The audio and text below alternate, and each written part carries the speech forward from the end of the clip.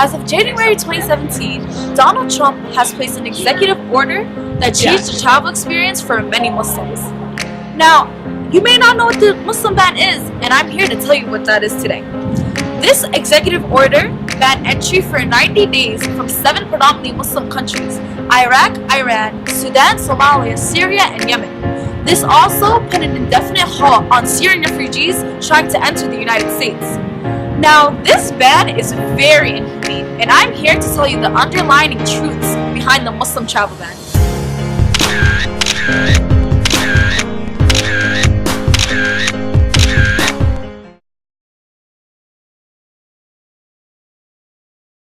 Why did you come to America? I came to America 2013. I came here because to get better education and live the American dream. I came in the United States 2010 to live a better condition, because in Somalia people were, the starvation.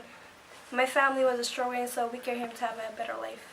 في أي سنة أنت هاجرتي من اليمن لأمريكا ولماذا؟ هاجرت من اليمن للولايات المتحدة الأمريكية عام 2017. هاجرنا لأنه أهلي ظروفهم صعبة كتير وموجودة باليمن حرب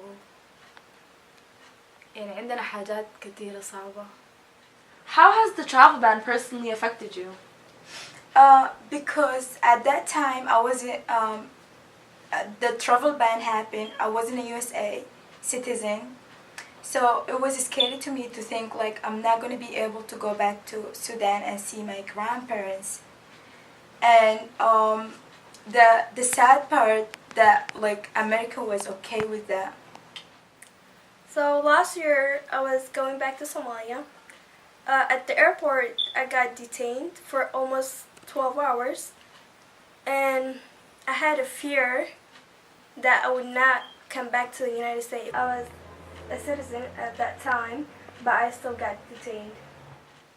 أنا جيت للولايات المتحدة والوقت اللي كان فيه دونالد ترامب أخذ رئاسة بتاعت الولايات المتحدة الأمريكية، وكان ممنوع من السفر 7 دول ومن ضمنها اليمن. فأنا كنت محظوظة شديد إني دخلت أمريكا، وأخوي كان هو معاي بس ما كان محظوظ ورجعوه، وإحنا فقدنا التواصل تاني معاه، وأنا الحاجة دي يعني أثرت فيني نفسيا إنه ما قادرة أكون مع أخوي. Now, the funny thing is, Donald Trump coincidentally did not ban Saudi Arabia. This is the same country where 15 out of 19 of the 9/11 attackers came from. Yet Donald Trump has a luxury spa and a home development in Saudi Arabia. UAE, United Arab Emirates, is another country not on the list. This is the same country that has complicated relationships with the US, but at the same time, Trump has hotels in his name and a Dubai golf resort. Arab dictators who are fond of the Western world's oil interests will do everything in their power to keep this entitlement, even if it means turning their backs against their fellow Muslim brothers and sisters. The Prime Minister of UAE said in an interview that he believes that the Muslim ban was not targeted towards a particular religion, yet UAE was not even included on the list. Same goes as the Prime Minister of Saudi Arabia.